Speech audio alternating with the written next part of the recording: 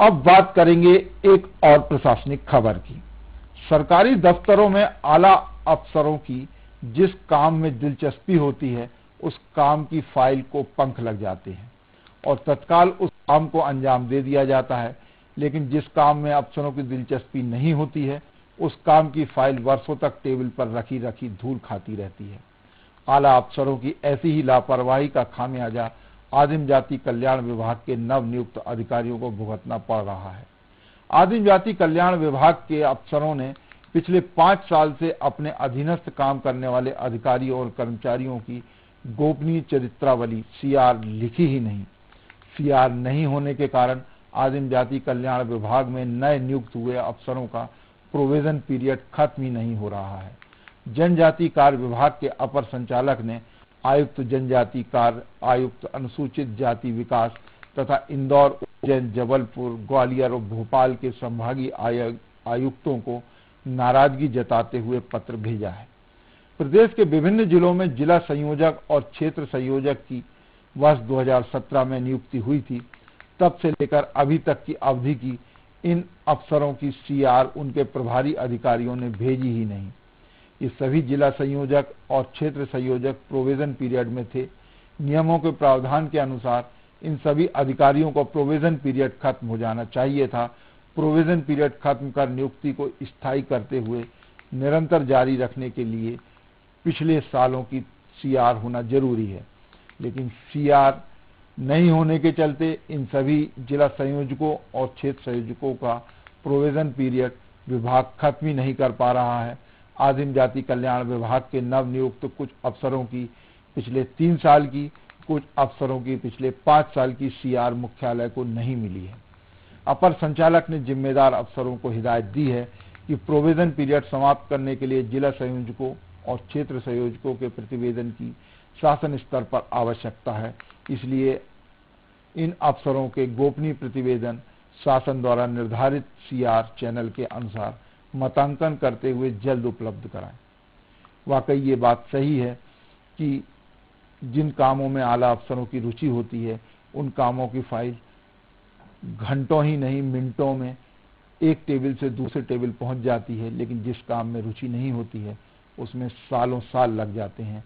ऐसा ही कुछ आदिम जाति कल्याण विभाग में हो रहा है।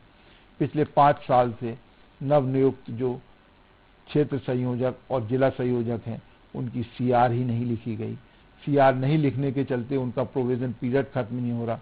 इस सारे अधिकारी प्रोविजन पीरियड पर थे और जब इनकी सीआर आए उस सीआर के आधार पर ही उनका प्रोविजन पीरियड खत्म करके उनको नियमित किया जाएगा। सीआर नहीं होने के कारण इनका प्रोविजन पीरियड खत्म नहीं हो पा रहा है।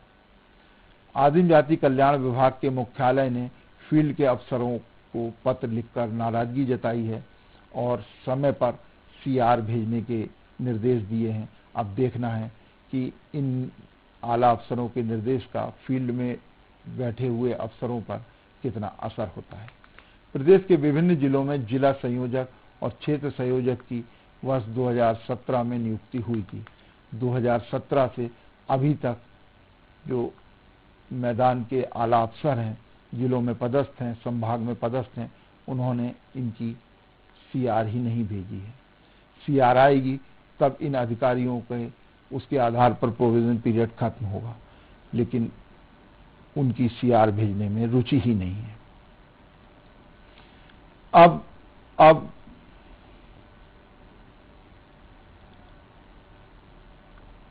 रुख करेंगे एक और प्रशासनिक खबर की ओर। बांधों की मरम्मत के मामले में भी राज्य सरकार आर्थिक कटौती करने से नहीं चूकती है। हालांकि सरकार का बांधों की मरम्मत को लेकर ऐसा रवैया भारी पड़ सकता है।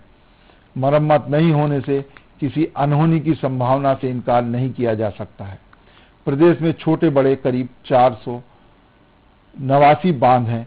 जल संसाधन विभाग ने प्रदेश के 274 बांधों की मरम्मत के वास्ते वित्त विभाग से 187 करोड़ की राशि मांगी थी, लेकिन वित्त विभाग ने इन बांधों की मरम्मत के लिए महज 17 करोड़ की राशि ही मुहैया कराई।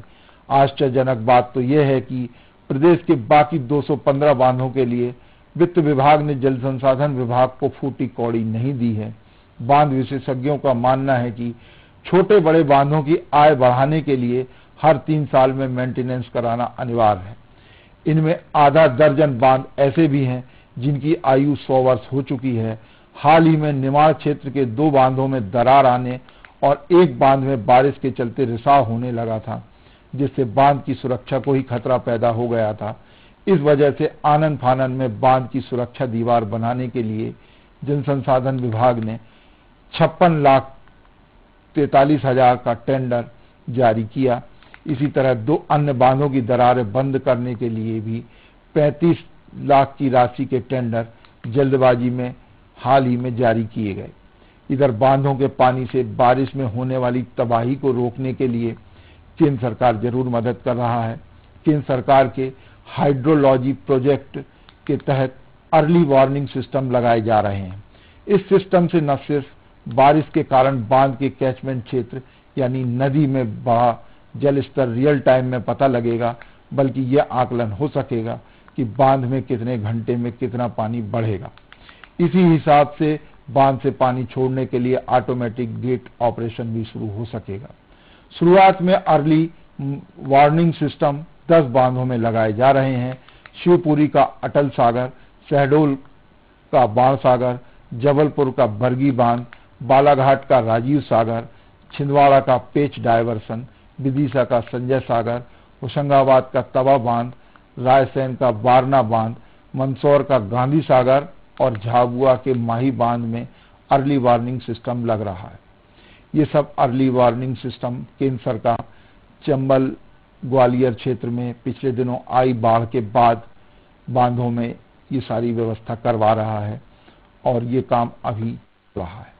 इन बांधों में इस सिस्टम के लग जाने के बाद पता चलेगा कि कैचमेंट में कितना पानी गिरा, नदी का जल स्तर क्या है और बांध में कितने घंटे में कितना पानी आने वाला है।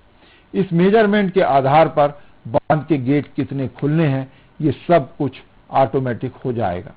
इससे बांधों पर खतरा कम होगा और आसपास के प्रभावित क्षेत्रों को काफी पहले सतर्क कर दिया जाएगा। ये केंद्र सरकार का अच्छा कदम है, लेकिन इधर बांधों की सुरक्षा के लिए राज्य सरकार को भी वित्त विभाग राशि जल संसाधन विभाग को देना होगी, जिससे कोई अनहोनी ना हो। प्रदेश में छोटे बड़े करीब 489 बांध हैं। प्रदेश के 274 बांधों की मरम्मत के वास्ते जल संसाधन विभाग ने वित्त विभाग से 187 करोड़ की मांग की थी। वित्त विभाग ने 274 बांधों के लिए महज 17 करोड़ की राशि उपलब्ध कराई है। जल संसाधन विभाग का कहना है कि इतनी कम राशि में इतनी ज्यादा संख्या में बांधों की मरम्मत कैसे कराई जा सकती है। प्रदेश के बाकी 115 बांधों के लिए वित्त विभाग ने फूटी कौड़ी नहीं दी। हालांकि जल संसाधन विभाग लगातार पत्र भेज रहा है वित्त विभाग को राशि देने के लिए।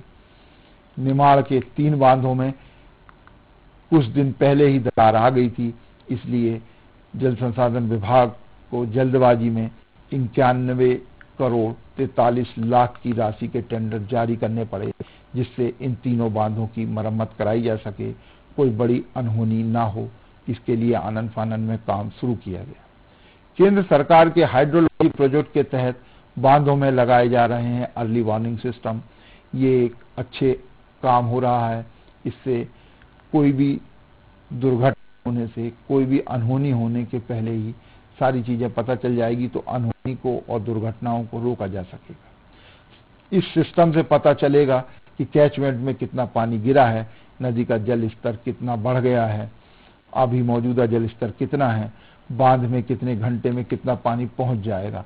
इस सारी जो जानकारी है अब तत्काल बांध और उसके कंट्रोल रूम पर पहुंच जाएगी।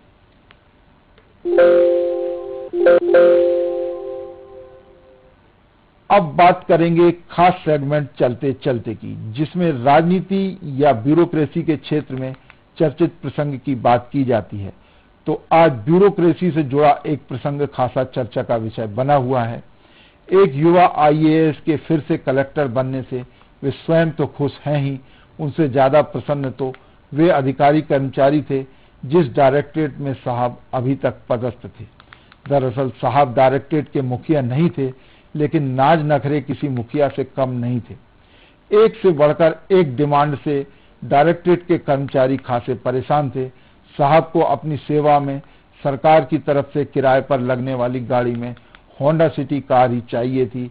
डायरेक्टरेट में लग्जरी कारों में ज्यादा से ज्यादा इनोवा कार किराए पर लगाई जाती रही, इसलिए डायरेक्टरेट में इनोवा और उससे नीचे की कारों के रेट ही नहीं अप्रूव्ड थे। होंडा सिटी कार के रेट अप्रूव्ड नहीं थे।